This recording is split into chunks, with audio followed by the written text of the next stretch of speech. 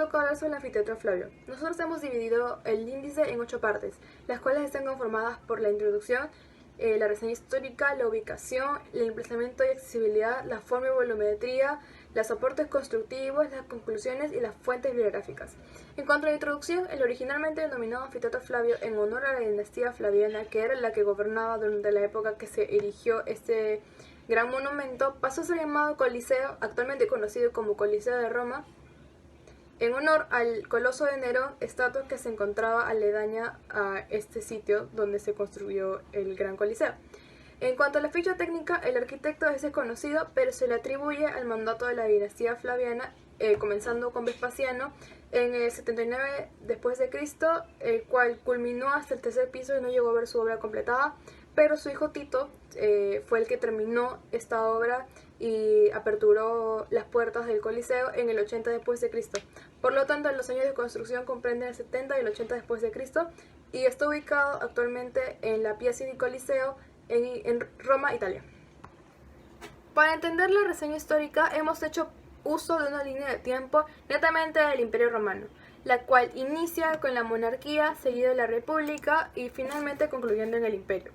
Para entonces comprender la monarquía, empezamos en el 753 a.C. con la fundación de Roma por Rómulo, seguido en el 700 a.C. por la aparición de los reyes latinos, los cuales conforman Rómulo, Numa Pompilio, Tulio Estilio y Anco Marcio. Después de estos reyes latinos aparecen en el 600 a.C. los reyes etruscos, los cuales están conformados por Tarquinio el Antiguo, Servio Tulio y Tarquinio el Soberbio. Aquí concluye la monarquía y se da el inicio de la república en el 509 a.C. con la expulsión de Tarquinio el Soberbio.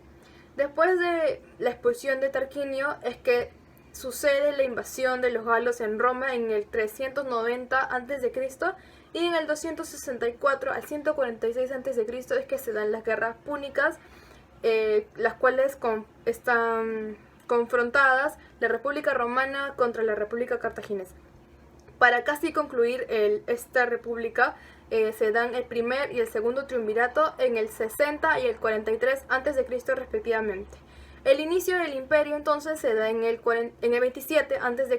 con la iniciación de Augusto, que es el primero y el pionero de esta época, la cual le sigue la dinastía Flavia, la cual es el que hace los que hacen la construcción del gran anfiteatro Flavio, que hasta la actualidad conocemos como Coliseo Romano, seguida por la dinastía de los Severos y concluyendo con la aparición de Constantino y el fin del Imperio Romano en el 476 después de Cristo. Ahora les voy a hablar sobre la reseña histórica del anfiteatro Flavio. En el 79 después de Cristo, el emperador Vespasiano muere y no llega a ver la culminación del anfiteatro. Sin embargo, en el 80 después de Cristo, el hijo de Vespasiano, Tito, inauguró el anfiteatro con un gran espectáculo, en donde lo veremos más adelante. En el 81 después de Cristo, el hermano de Tito, Domiciano, construye el tercer piso, la cava y el hipogeo. En el siglo VI, el valor del anfiteatro decae y hace que éste se convierta en un barrio o mercado. En 1349, Roma sufre un terrible terremoto que hace que gran parte de la estructura del Coliseo se derrumbe. En el siglo XV y en el siglo XVI podemos encontrar a los movimientos de arte que son el 480 y el 580, en donde escultores, pintores, artistas nombran al anfiteatro como un monumento. En el siglo XVII y en el siglo XVIII, los estados pontificios llegan a Roma para poder reivindicar el valor religioso que el Coliseo tenía, debido a que en el pasado fue escenario de diferentes torturas.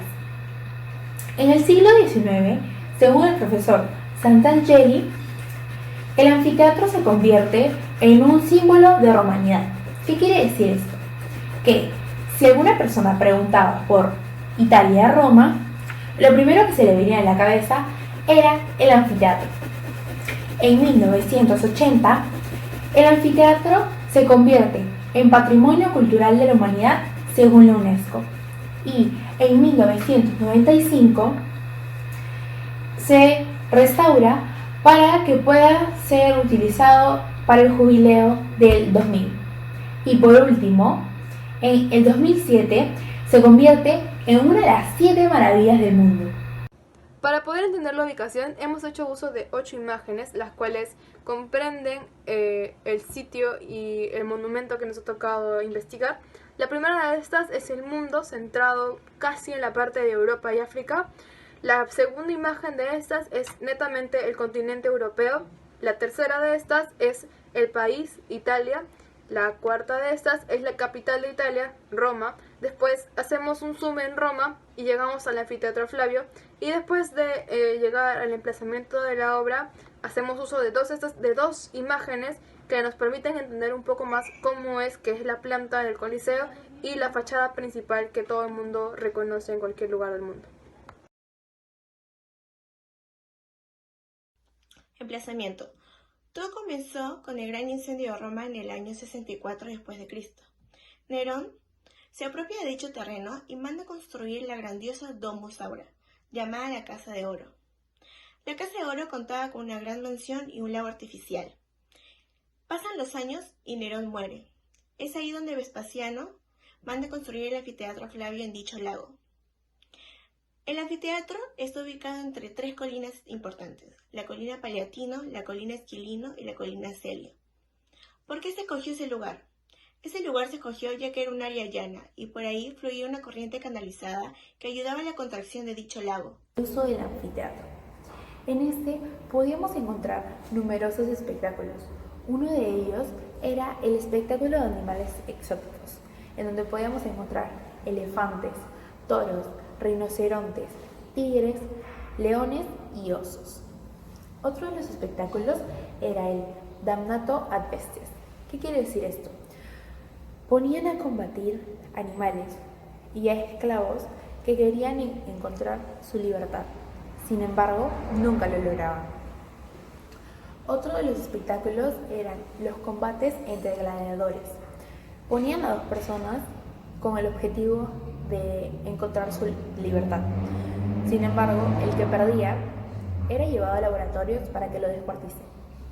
Por último, estaban los combates navales, que se realizó una sola vez para la inauguración del anfiteatro, en donde toda la parte de abajo del anfiteatro se llenó de agua y numerosas embarcaciones estuvieron dentro. Cuando terminaba la batalla naval, por las alcantarillas que estaban debajo del piso, hacía que se filtrara todo el agua. Para poder comprender el emplazamiento de accesibilidad, hemos hecho uso de una planta, la cual hemos sombreado y hemos determinado de distintas áreas que constituyen al Coliseo. Estas áreas son la arena, la cual es la zona en amarillo, que es la arena central, la cual se encuentra a vista de todo espectador que esté en el Coliseo. La zona ploma, que son la zona de graderías, en la cual los asistentes tienen una visión a la arena misma. Y la zona que es naranja es el área de circulación por la cual cualquier persona que esté dentro pueda transitar. Además, hacemos uso de unas flechas para poder determinar cuáles son las entradas principales del Coliseo.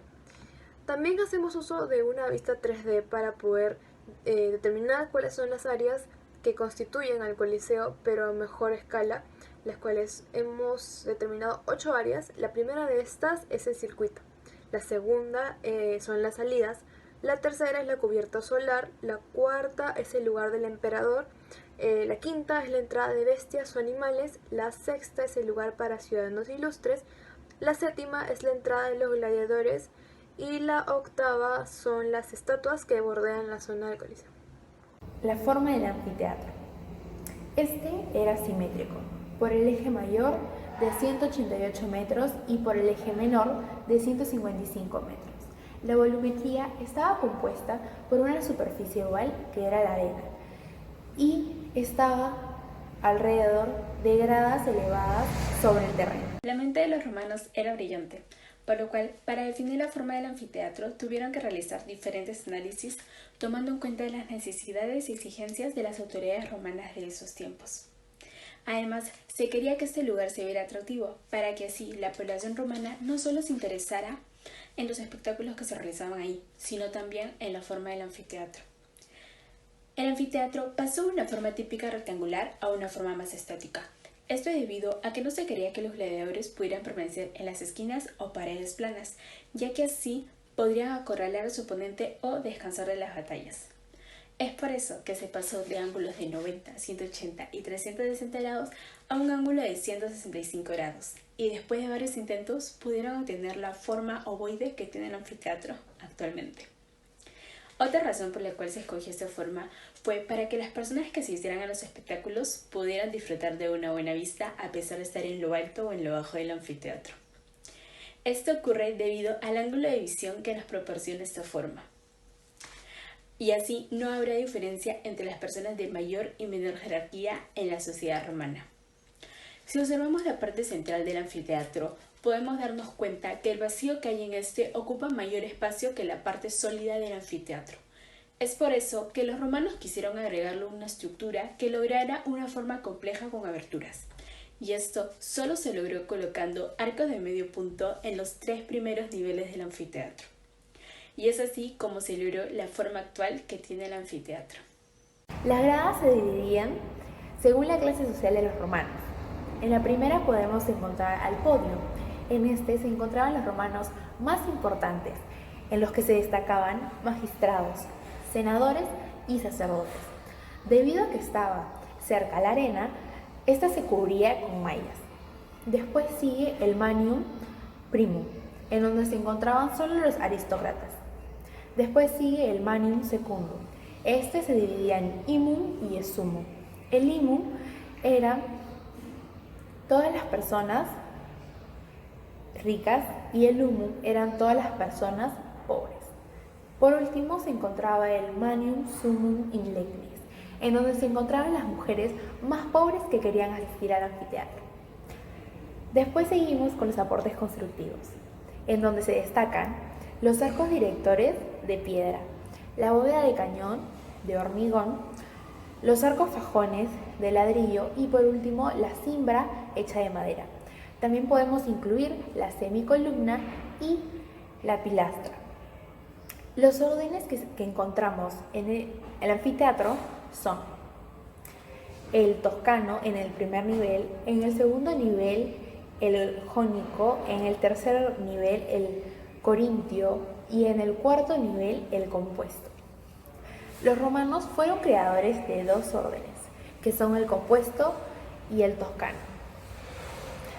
Los romanos también fueron creadores de cierto material que se llamaba opus caementicum, que eran cal, arena, agua y grava. Después también fueron creadores de ciertos insertos que se llamaban opus reticulatum y opus incertum. El opus reticulatum eran piedras en forma de pirámide que se colocaban en un orden. Después el opus incertum, que eran piedras pequeñas, circulares, que se ponían en cierto orden. El anfiteatro Flavio fue costeado gracias a las ventas de las reliquias extraídas en el saqueo del Templo de Jerusalén. Hablando un poco sobre los obreros, más de 12.000 esclavos judíos fueron quienes construyeron el anfiteatro. En las maquinarias utilizaban grandes grúas de madera para subir los materiales más pesados. También transportaban los enormes bloques de mármol tirando de una cuerda de un lugar a otro. Mientras el anfiteatro iba creciendo, utilizaban materiales más ligeros y menos costosos. Como el anfiteatro Flavio influye en nuestra arquitectura actual. El anfiteatro Flavio ha tenido un peso innegable en el diseño de las infraestructuras deportivas a través de los siglos. Este es el caso que hasta el día de hoy podemos observar cómo sus principios básicos de composición son puestos en todo el mundo, como en los estadios. En el caso de Hispanoamérica tenemos un pariente mucho más cercano, que es la Plaza de Toros. Esta es su pariente, ya que cumple su misma funcionalidad en el tipo de espectáculos que brinda y logra su misma forma.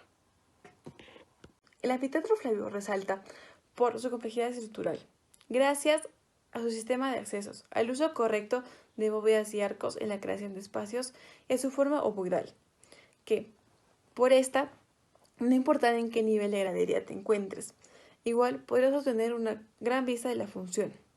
Por otro lado, tenemos la composición de la fachada con el uso de órdenes clásicos. Esta trascendió y seguirá trascendiendo debido a la ruptura de los cánones griegos. Queda muy remarcada la diferencia entre la decoración y la estructura.